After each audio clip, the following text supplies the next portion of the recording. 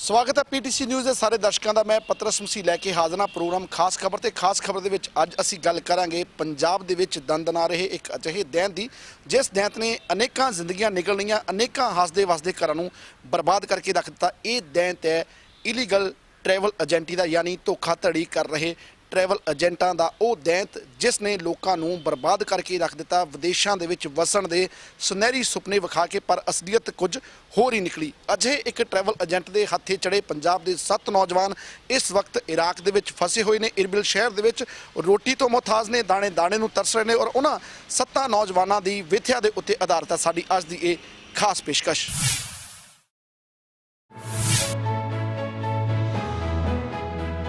ਧੋਖੇਬਾਜ਼ travel agent ਦੀ ਠੱਗੀ ਦਾ ਸ਼ਿਕਾਰ ਹੋ ਕੇ ਇਰਾਕ ਦੇ ਸ਼ਹਿਰ ਇਰਬਿਲ ਦੇ ਵਿੱਚ ਜਿਹੜੇ 7 ਪੰਜਾਬੀ ਫਸੇ ਹੋਏ ਨੇ, ਉਹਨਾਂ ਦੇ ਵਿੱਚੋਂ 4 ਛੋਕਰਾ ਪਿੰਡ ਦੇ ਹੈਗੇ ਨੇ। ਛੋਕਰਾ ਪਿੰਡ ਜਲੰਧਰ ਦੇ ਵਿਧਾਨ ਸਭਾ ਹਲਕਾ ਫਲੌਰ ਦੇ ਅਧੀਨ ਪੈਂਦਾ ਔਰ ਉਸੇ ਪਿੰਡ ਦੇ ਵਿੱਚ ਇਸ ਵਕਤ ਅਸੀਂ ਖੜੇ ਹੈਗੇ ਹਾਂ। ਸੰਦੀਪ ਕੁਮਾਰ, ਰਣਦੀਪ ਕੁਮਾਰ, ਸੌਰਵ ਕੁਮਾਰ ਤੇ ਬਲਜੀਤ ਕੁਮਾਰ, ਇਹ ਨੌਜਵਾਨ 4 ਜਿਹੜੇ ਹੈਗੇ ਨੇ ਇੱਕੋ ਪਿੰਡ ਦੇ ਹੈਗੇ ਨੇ।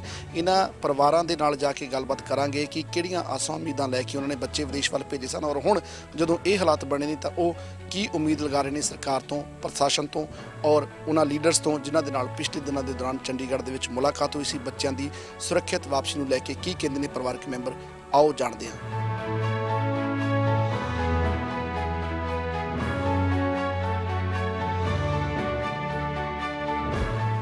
ਆਪਣੇ ਹੀ ਪਿੰਡ ਦੇ ਟਰੈਵਲ ਏਜੰਟ ਦੀ ਠੱਗੀ ਦਾ ਸ਼ਿਕਾਰ ਹੋਏ ਪਿੰਡ ਛੋਕਰਾਂ ਦੇ 4 ਨੌਜਵਾਨਾਂ ਦਾ ਅਸੀਂ ਜ਼ਿਕਰ ਕਰ ਰਹੇ ਹਾਂ। ਉਸੇ ਪਿੰਡ ਦੇ ਵਿੱਚ ਮੌਜੂਦ ਹੈਗਾ ਔਰ ਉਸ ਵਕਤ ਮੇਰੇ ਨਾਲ ਜਿਹੜਾ ਸੌਰਵ ਕੁਮਾਰ ਦੀ ਪਰਿਵਾਰਕ ਮੈਂਬਰ ਮੌਜੂਦ ਹੈਗੇ ਨੇ। ਤੁਸੀਂ ਵੀ ਬੜੀਆਂ ਆਸਾਂ ਉਮੀਦਾਂ ਦੇ ਨਾਲ ਮੁੰਡਾ ਭੇਜਿਆ ਸੀ ਬਾਹਰ ਵੀ ਚਲੋ ਘਰ ਦਾ ਹਾਲ ਠੀਕ ਹੋ ਜਾਏਗਾ, ਪਰ ਜੋ ਹਾਲਾਤ ਬਣੇ ਹੈਗੇ ਨੇ ਉਸ ਤੋਂ ਬਾਅਦ ਕੀ ਤੁਸੀਂ ਹੁਣ ਸਾਡੇ ਜ਼ਰੀਏ ਕਹਿਣਾ ਚਾਹੁੰਦੇ ਹੋ, ਕੀ ਅਪੀਲ ਕਰਨਾ ਚਾਹੁੰਦੇ ਹੋ ਮੁੰਡੇ ਦੀ ਸੁਰੱਖਿਅਤ ਵਾਪਸੀ ਨੂੰ ਲੈ ਕੇ?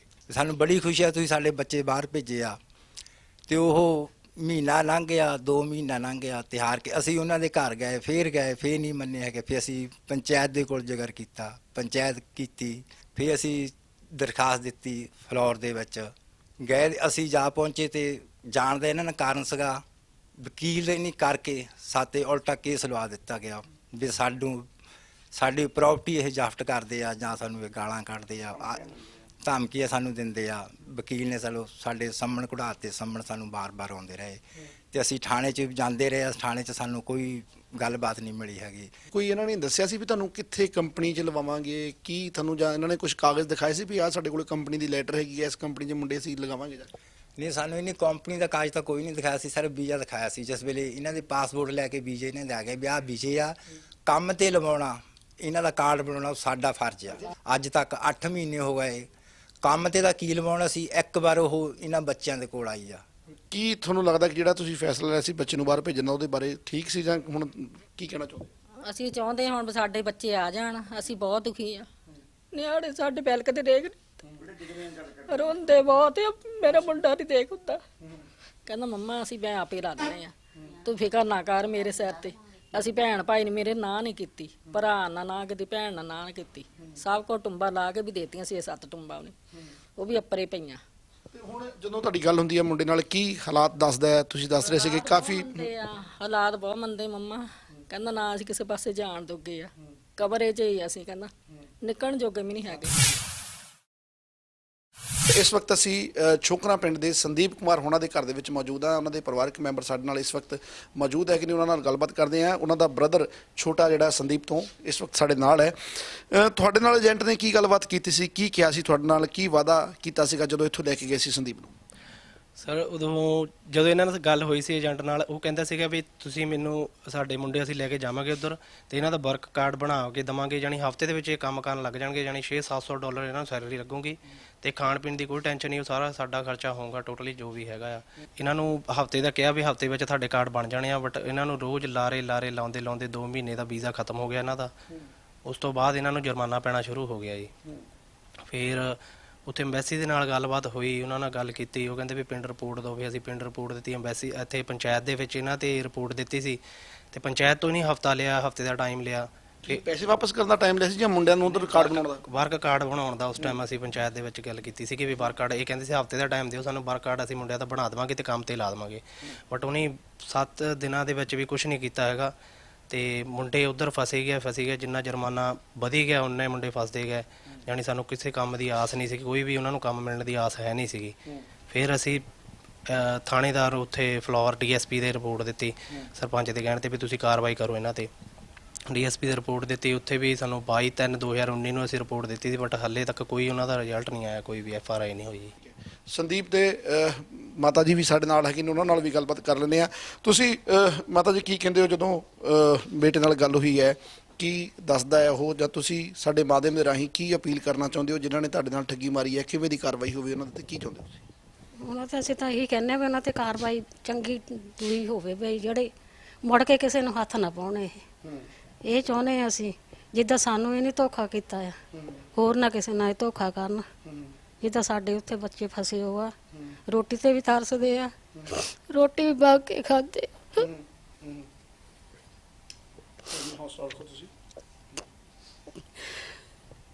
ਇਹ ਚਾਹੁੰਦੇ ਵੀ ਇਹਨਾਂ ਨੂੰ ਸਜ਼ਾ ਵੱਧ ਤੇ ਵੱਧ ਦੇਣੀ ਚਾਹੀਦੀ ਹੈ। ਰਣਦੀਪ ਕੁਮਾਰ, ਸੰਦੀਪ ਕੁਮਾਰ, ਸੌਰਵ ਕੁਮਾਰ ਤੇ ਬਲਜੀਤ ਕੁਮਾਰ, ਇਹ 4 ਨੌਜਵਾਨ ਉਹ ਨੇ ਸ਼ੋਕਰਾ ਪਿੰਡ ਦੇ ਜਿਹੜੇ ਇਰਾਕ ਦੇ ਵਿੱਚ ਇਰਬਿਲ ਸ਼ਹਿਰ ਦੇ ਵਿੱਚ ਫਸੇ ਹੋਏ ਨੇ, ਜਿਨ੍ਹਾਂ ਦਾ ਅਸੀਂ ਜ਼ਿਕਰ ਕਰ ਰਹੇ ਹੈਗੇ ਹਾਂ। ਔਰ ਮੈਂ ਇਸ ਵਕਤ ਬਲਜੀਤ ਕੁਮਾਰ ਹੋਣਾ ਦੇ ਪਰਿਵਾਰਕ ਮੈਂਬਰਾਂ ਦੇ ਨਾਲ ਮੌਜੂਦ ਹਾਂ। ਮੇਰੇ ਨਾਲ ਉਹਨਾਂ ਦੇ ਪੇਰੈਂਟਸ ਮੌਜੂਦ ਹੈਗੇ ਨੇ। ਬਲਜੀਤ ਮਾਪਿਆਂ ਦੀ ਇਕਲੌਤੀ ਸੰਤਾਨ ਆ, ਔਰ ਉਹ ਇਸ ਵਕਤ ਇਹਨਾਂ ਨੇ ਜਿਹੜਾ ਬੱਚਾ ਗਿਆ ਸੀਗਾ ਆਪਣੀ ਸੁਨਹਿਰੀ ਭਵਿੱਖ ਨੂੰ ਲੈ ਕੇ, ਆਪਣੀ ਚੰਗੇ ਫਿਊਚਰ ਬਣਾਉਣ ਦੀ ਖਾਤਰ ਵਿਦੇਸ਼ ਗਿਆ ਸੀਗਾ। ਘਰ ਦੇ ਵਾਲਿਆਂ ਨੂੰ ਵੀ ਬੜੀਆਂ ਆਸਾਂ ਉਮੀਦਾਂ ਸੀਗੀਆਂ, ਪਰ ਉਹ ਆਸਾਂ ਉਮੀਦਾਂ ਜਿਹੜੀਆਂ ਸਾਰੀਆਂ ਉਹਨਾਂ ਤੇ ਪਾਣੀ ਫਿਰਦਾ ਹੋਇਆ ਨਜ਼ਰ ਆਇਆ। ਪਰਿਵਾਰ ਮੈਂਬਰ ਸਾਡੇ ਨਾਲ ਹੈਗੇ ਨੇ। ਜਿਹੜਾ ਜੋ ਬੰਦਾ ਸੋਚਦਾ ਉਹ ਹੋਇਆ ਨਹੀਂ, ਸਿਰਫ ਏਜੰਟ ਦੀ ਵਜ੍ਹਾ ਨਾਲ। ਜੇ ਸਹੀ ਢੰਗ ਨਾਲ ਕੰਮ ਕਰਦਾ, ਸਹੀ ਢੰਗ ਨਾਲ ਉਹਨਾਂ ਦੇ ਕੰਮ ਕਰਾਉਂਦਾ, ਸਹੀ ਢੰਗ ਨਾਲ ਉਹਨਾਂ ਦੇ ਵਰਕ ਪਰਮਿਟ ਬਣਾਉਂਦਾ, ਤਾਂ ਹੁਣ ਪਰੇਸ਼ਾਨ ਹੋਣ ਦੀ ਕੀ ਲੋੜ ਸੀਗੀ। ਕਿੰਨੇ ਪੈਸੇ ਤੁਹਾਡੇ ਨਾਲ ਟੁੱਕੇ ਸੀਗੇ, ਕਿੰਨੇ ਤੁਸੀਂ? ਇੱਥੇ ਸਾਡੇ ਨਾਲ 2,40,000 ਦੀ ਗੱਲ ਹੋਈ ਸੀ, 2,40,000 ਦੇਣਾ, 1,40,000 ਇੱਥੇ ਦੇਣਾ, ਬਾਕੀ ਉੱਥੇ ਕਮਾ ਕੇ ਦੇਣੇ ਆ। ਜੇ ਹੁਣ ਤੋਂ 8 ਮਹੀਨੇ ਹੋ ਗਏ ਬੈਠਾ ਨੂੰ ਪਤਾ ਨਹੀਂ ਰੋਟੀ ਪਾਣੀ ਕਿੱਦਾਂ ਖਾਂਦੇ ਕਿੱਦਾਂ ਨਹੀਂ ਖਾਂਦੇ, ਪੈਸਾ ਨਹੀਂ ਕਮਾ ਕੇ ਕੋਈ ਵੀ ਪਾਇਆ। ਕਿੰਨਾ ਕੁ ਤੁਹਾਡੇ ਤੇ ਬੋਝ ਪਿਆ ਜਿਹੜਾ ਵਿਆਜ ਦੀ ਆਪਾਂ ਗੱਲ ਕਰ ਰਹੇ ਹੈਗੇ, ਕਿਉਂਕਿ ਇੱਕ ਤਾਂ ਪਹਿਲਾਂ ਤੁਸੀਂ ਲੱਖਾਂ ਰੁਪਏ ਖਰਚੇ। 5,000 ਰੁਪਏ ਮਹੀਨੇ ਪੈ ਜਾਂਦਾ। ਹਾਂਜੀ 5,000 ਰੁਪਏ ਮਹੀਨਾ ਵਿਆਜ ਪੈ ਜਾਂਦਾ, ਜਿਹਦੇ ਵਿੱਚ ਮਤਲਬ 2,000 ਕਿਸੇ ਦਾ, 1,000 ਕਿਸੇ ਦਾ। ਤੁਸੀਂ ਭੈਣ ਜੀ ਕੀ ਕਹਿਣਾ ਚਾਹੁੰਦੇ ਹੋ, ਜਿਵੇਂ ਆਪਾਂ ਗੱਲ ਕਰ ਰਹੇ ਹੈਗੇ ਆ ਕਿ ਬੱਚੇ ਨੂੰ, ਮਾਪਿਆਂ ਨੂੰ ਬੜੀਆਂ ਆਸਾਂ ਉਮੀਦਾਂ ਹੁੰਦੀਆਂ ਨੇ, ਬੜੇ ਚਾਵਾਂ ਦੇ ਨਾਲ ਵੀ ਬੱਚਾ ਬਾਹਰ ਗਿਆ ਸੀ, ਪਰ ਜਿਹੜੀ ਠੱਗੀ ਵੱਜੀ ਹੈ ਤੁਹਾਡੇ ਨਾਲ? ਭਾਜੀ ਅਸੀਂ ਤਾਂ ਹੁਣ ਇਹੀ ਕਹਿਣਾ ਚਾਹੁੰਦੇ ਹਾਂ ਸਰਕਾਰ ਅੱਗੇ ਵੀ ਸਾਡੇ ਬੱਚੇ ਸਾਨੂੰ ਵਾਪਸ ਮਿਲ ਜਾਣ, ਹੋਰ ਸਾਨੂੰ ਕੁਝ ਨਹੀਂ ਚਾਹੀਦਾ ਬਸ। ਹਾਂਜੀ ਜਿਵੇਂ ਅਖਬਾਰਾਂ ਦੇ ਵਿੱਚ ਵੀ ਕਈ ਦਿਨਾਂ ਤੋਂ ਖਬਰ ਚੱਲਦੀ ਹੈਗੀ ਹੈ, ਮੀਡੀਆ ਦੇ ਵਿੱਚ ਵੀ ਗੱਲ ਆਈ ਹੈ, ਕਿਸੇ ਸਰਕਾਰ ਨੇ ਜਾਂ ਕਿਸੇ ਨੁਮਾਇੰਦੇ ਨੇ ਜਾਂ ਕੋਈ ਤੁਹਾਡੇ ਨਾਲ ਕੋਈ ਗੱਲਬਾਤ ਕੀਤੀ ਹੈ ਕਿਸੇ ਨੇ? ਅਜੇ ਤੱਕ ਸਿਰਫ ਅਸੀਂ ਗਏ ਆ, ਉਹ ਵੀ ਜਦੋਂ ਅਖਬਾਰ ਦੇ ਵਿੱਚ ਖਬਰ ਲੱਗੀ ਆ ਤਾਂ ਉਹ ਮੁੰਡੇ ਸਾਡੇ ਪਿੰਡ ਜਿਹੜੇ ਸ਼੍ਰੋਮਣੀ ਅਕਾਲੀ ਦਲ ਵਾਲੇ ਸੀ, ਉਹਨੇ ਸਾਡੇ ਨਾਲ ਗੱਲਬਾਤ ਕੀਤੀ ਵੀ ਅਸੀਂ ਤੁਹਾਡਾ ਫੈਸਲਾ ਹੱਲ ਕਰਾਉਣੇ ਆ। ਹੋਰ ਕੋਈ ਬੰਦਾ ਸਰਕਾਰ ਨੇ ਕਿਉਂ? ਉਹਨਾਂ ਦੀ ਪੁਲਿਸ ਵਾਲੇ ਜਿਹਨਾਂ ਖੁਦ ਅਸੀਂ ਰਿਪੋਰਟ ਜਾ ਕੇ ਦੇਖ ਕੇ 2 ਮਹੀਨੇ ਉਹ ਸੁੱਤੀ ਰਹੀ ਆ। ਠੀਕ ਹੈ, ਸਾਡਾ ਥੋੜ੍ਹੀ ਕਸੂਰ, ਅਸੀਂ ਹੁਣ ਆਪਣੇ ਕੋਲ ਮਤਲਬ ਰਿਪੋਰਟ ਲਿਖਾਤੀ ਆ। 2 ਮਹੀਨੇ ਕਿਸੇ ਚੀਜ਼ ਨੂੰ ਰੱਖਣ ਨੂੰ ਚੱਕਣ ਨੂੰ ਲੱਗਦੇ ਆ। ਘੱਟੋ ਘੱਟ 2 ਮਹੀਨੇ 2 ਦਿਨਾਂ ਬਾਅਦ 4 ਦਿਨਾਂ ਬਾਅਦ ਪੁਲਿਸ ਆਈ ਗੱਲਬਾਤ ਕਰਦੀ, ਬੰਦੇ ਅਰੈਸਟ ਕਰਦੀ, ਭਾਈ ਤੁਹਾਡੇ ਰਿਪੋਰਟ ਆ, ਤੁਸੀਂ ਸਾਡੇ ਕੋਈ ਕਾਰਵਾਈ ਵੀ ਨਹੀਂ ਕੀਤੀ ਪੁਲਿਸ ਨੇ। ਉਹਨਾਂ ਤੇ ਕੋਈ ਨਹੀਂ ਕਾਰਵਾਈ ਕੀਤੀ, ਇਦਾਂ ਘੁੰਮਣ ਡੇ? ਉਲਟਾ ਉਹਨੇ ਸਾਡੇ ਦੇ ਕੇਸ ਲਾਤਾ ਵੀ ਮੈਨੂੰ ਪਰੇਸ਼ਾਨ ਕਰਦੇ ਆ। ਅੱਛਾ, ਇੱਕ ਅਸੀਂ ਪਰਿਵਾਰ ਦੇ ਕੋਲ ਬੈਠੇ ਸਾਂ, ਉਹ ਕਹਿੰਦੇ ਸੀ ਵੀ ਉਹਨਾਂ ਨੇ ਬੱਚਿਆਂ ਨੂੰ ਵੀ ਕਿਹਾ, ਸਾਨੂੰ ਵੀ ਕਿਹਾ ਵੀ ਤੁਸੀਂ ਕਿਸੇ ਨਾਲ ਗੱਲ ਨਾ ਕਰਿਓ, ਤੁਹਾਨੂੰ ਅਸੀਂ ਵੀਜ਼ਾ ਲੈਤਾ। ਤੁਹਾਡੇ ਨਾਲ ਵੀ ਇਦਾਂ ਕਿਹਾ ਸੀ ਵੀ ਤੁਸੀਂ ਕਿਸੇ ਨਾਲ ਗੱਲ ਨਹੀਂ ਕਰਨੀ ਇਸ ਬਾਰੇ ਚ, ਏਜੰਟ ਨੇ? ਨਾ ਜੀ, ਨਹੀਂ ਸਾਡੇ ਨਾਲ ਨਹੀਂ ਇਹ ਭਾਜੀ ਗੱਲ ਹੋਈ ਹੈਗੀ, ਨਹੀਂ ਸਾਡੇ ਨਾਲ ਇਹ ਗੱਲ ਹੋਈ ਨਹੀਂ ਹੈਗੀ, ਸਾਡੇ ਬੱਚਿਆਂ ਨਾਲ ਹੀ ਸਾਰੀ ਗੱਲ ਹੋਈ ਹੈ, ਸਾਡੇ ਨਾਲ ਤਾਂ ਇਹ ਗੱਲ ਹੋਈ ਨਹੀਂ ਹੈਗੀ। ਹਾਂਜੀ ਸੰਤ ਵੀਜ਼ੇ ਤੇ ਯਕੀਨ ਹੋ ਗਿਆ ਵੀ ਚਲੋ ਕੋਈ ਨਹੀਂ ਵੀਜ਼ੇ ਆ ਗਏ ਆ ਵੀ ਚਲੋ।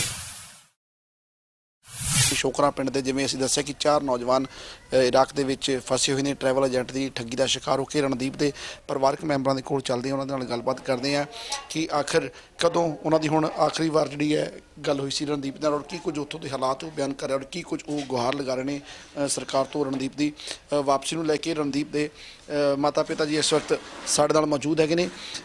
ਅੰਕਲ, ਸਭ ਤੋਂ ਪਹਿਲਾਂ ਸਾਨੂੰ ਦੱਸਿਓ ਕਿ ਹੁਣ ਕਿੰਨੇ ਦਿਨ ਹੋ ਗਏ ਤੁਹਾਡੀ ਰਣਦੀਪ ਨਾਲ ਗੱਲ ਹੋਇਆ ਨੂੰ, ਕਦੋਂ ਫੋਨ ਆਇਆ ਸੀ ਉਹਦਾ ਆਖਰੀ? 3-4 ਦਿਨ ਹੋਏ ਉਦੋਂ ਫੋਨ ਆਇਆ ਸੀਗਾ।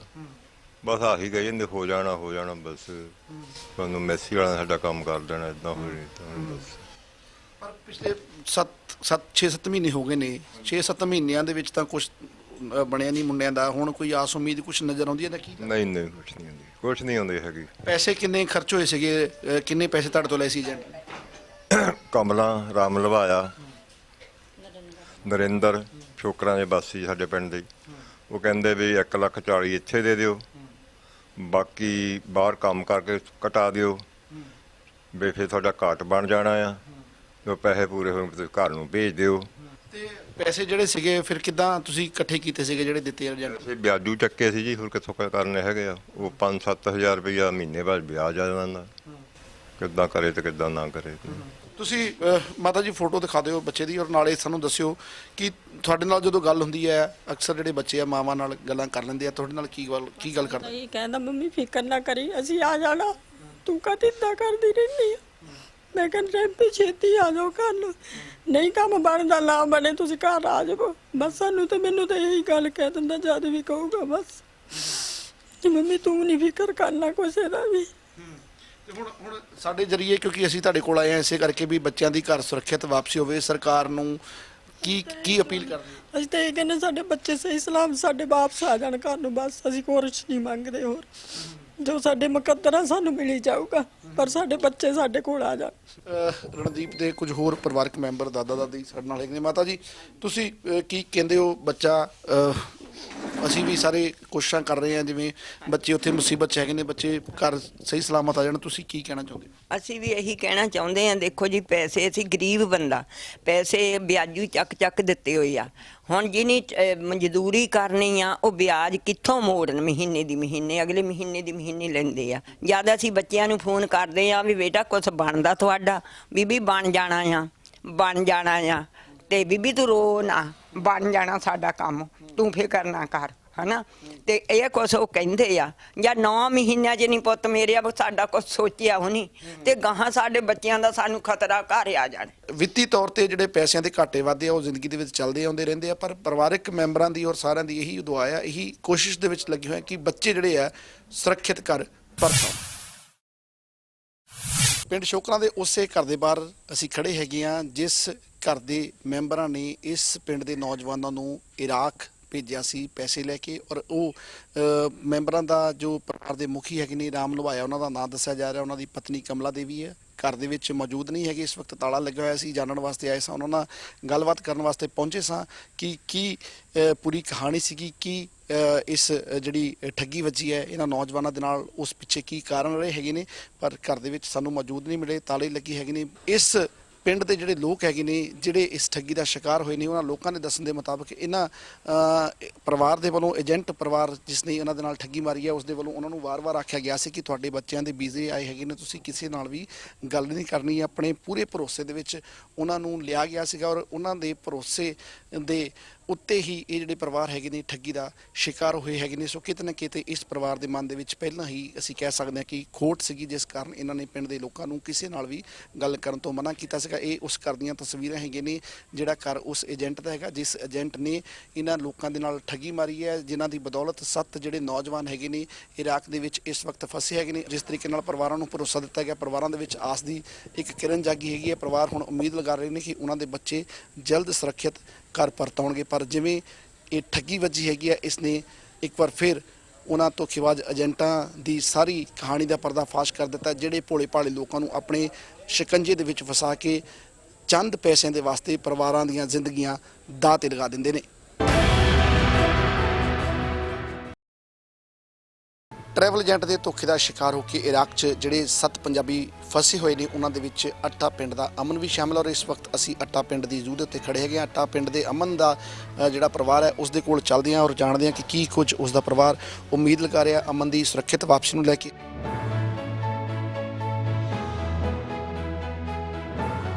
ਇਸ ਵਕਤ ਅਸੀਂ ਪਿੰਡ ਅੱਟਾ ਦੇ ਘਰ ਦੇ ਵਿੱਚ ਬੈਠੇ ਹਾਂ। ਅਮਨ ਇਸ ਘਰ ਦਾ ਜਿਹੜਾ ਨੌਜਵਾਨ ਹੈ ਉਹ ਉਹਨਾਂ ਪੰਜਾਬੀਆਂ ਦੇ ਵਿੱਚ ਸ਼ਾਮਲ ਹੈਗਾ ਜਿਹੜੇ ਉੱਥੇ ਇਰਾਕ ਦੇ ਵਿੱਚ ਫਸੇ ਹੈਗੇ ਨੇ। ਅਮਨ ਦੇ ਪਰਿਵਾਰਕ ਮੈਂਬਰ, ਉਹਨਾਂ ਦੇ ਪਿਤਾ ਜੀ, ਉਹਨਾਂ ਦੇ ਮਾਤਾ ਜੀ ਔਰ ਹੋਰ ਜਿਹੜੇ ਘਰ ਦੇ ਮੈਂਬਰ ਇਸ ਵਕਤ ਸਾਡੇ ਨਾਲ ਮੌਜੂਦ ਹੈਗੇ ਨੇ। ਪਿਤਾ ਸਤਨਾਮ ਲਾਲ ਜੀ ਨਾਲ ਗੱਲਬਾਤ ਕਰਦੇ ਹਾਂ। ਭਾਜੀ ਥੋੜਾ ਸਾਨੂੰ ਦੱਸਿਓ ਕਿ ਕਿਵੇਂ ਅਮਨ ਦਾ ਜਿਹੜਾ ਰਾਬਤਾ ਹੋਇਆ ਸੀ ਉਸ ਟਰੈਵਲ ਏਜੰਟ ਦੇ ਨਾਲ, ਔਰ ਕਦੋਂ ਫਲਾਈਟ ਹੋਈ ਸੀ, ਕੀ ਕੁਝ ਸਾਰਾ ਕੁਝ ਵਾਪਰਿਆ ਹੁਣ ਤੱਕ? ਦੇਖੋ ਜੀ, ਇਹ ਜਿਹੜੇ ਇਹਦੇ ਟਰੈਵਲ ਏਜੰਟ ਆ ਅਮਨ ਦੇ, ਉਹ ਸਾਡੇ ਰਿਸ਼ਤੇਦਾਰ ਸੀਗੇ। ਇਹਨਾਂ ਨੇ ਸਾਨੂੰ ਦੂਏ ਤੀਏ ਫੋਨ ਕਰਦੇ ਰਹੇ ਵੀ ਚਾਚਾ ਜੀ, ਚਾਚੀ ਜੀ। ਅਮਨ ਨੂੰ ਵੀ ਫੋਨ ਕਰਦੇ ਰਹੇ ਵੀ ਇਹਦਾ ਸਫ਼ਰ ਨਹੀਂ ਲੱਗਾ, ਇਹ ਸਾਡਾ ਵੀ ਬੱਚਾ ਹੈ, ਸਾਡਾ ਵੀ ਕੁਝ ਲੱਗਦਾ ਆ। ਤੇ ਇਹਨੇ ਬਹੁਤ ਪਿਆਰ ਪਾ ਕੇ ਤਾਂ ਅਮਨ ਨੂੰ ਉਧਰ ਮੰਗਾ ਕੇ ਸਾਡੇ ਨਾਲ ਧੋਖਾ ਕੀਤਾ। ਇਹਨਾਂ ਨੇ ਮੁੜ ਕੇ ਅਮਨ ਨੂੰ ਪੁੱਛਿਆ ਨਹੀਂ ਹੈਗਾ ਬੇਨਤੀ ਕੀਤੀ ਜਾਂਦੀ ਹੈ ਕਿ ਸਾਡੀ ਗਵਰਨਮੈਂਟ ਨੂੰ ਦਰਖਾਸਤ ਆ ਕਿ ਸਾਡੇ ਬੱਚੇ ਜਲਦੀ ਤੋਂ ਜਲਦੀ ਲਿਆਂਦੇ ਜਾਣ। ਕੰਮ ਦਾ ਕੀ ਵਾਅਦਾ ਕੀਤਾ ਸੀ ਜਦੋਂ ਇੱਥੋਂ ਬੱਚੇ ਤੁਹਾਡੇ ਨੂੰ ਲੈ ਕੇ ਗਏ ਸੀ? ਕਿਹੜੇ ਕੰਮ ਦਾ ਉਹਨਾਂ ਨੇ ਕਿਹਾ ਸੀਗਾ ਵੀ ਇਸ ਕੰਮ ਤੇ ਲਵਾਵਾਂਗੇ ਅਸੀਂ? ਉਹ ਡਰਾਈਵਰੀ ਵਾਸਤੇ ਲੈ ਕੇ ਗਏ ਸੀ ਤੇ ਇਹ ਡਰਾਈਵਰੀ ਜਾਣਦਾ ਵੀ ਆ ਤੇ ਇਹਨੂੰ ਅਸੀਂ ਉੱਥੇ ਗੱਡੀ ਹੈਗੀ ਆ, ਸਾਡੀ ਮਾਲਕ ਨਾਲ ਗੱਲਬਾਤ ਹੋਈ ਆ ਤੇ ਅਸੀਂ ਜਲਦੀ ਤੋਂ ਜਲਦੀ ਇਹਨੂੰ 600 ਜਾਂ 700 ਦੇ ਡਾਲਰਾਂ ਦੇ ਵਿੱਚ ਅਸੀਂ ਇਹਨੂੰ ਉੱਥੇ ਕੰਮ ਦਵਾਵਾਂਗੇ। ਜਿਹੜੀ ਰਿਹਾਇਸ਼ ਆ ਉਹ ਮਾਲਕ ਦੀ ਹੋਊਗੀ, ਰੋਟੀ ਵੀ ਮਾਲਕ ਦੀ ਹੋਊਗੀ, ਸਭ ਕੁਝ ਮਾਲਕ ਦਾ ਹੋਊਗਾ।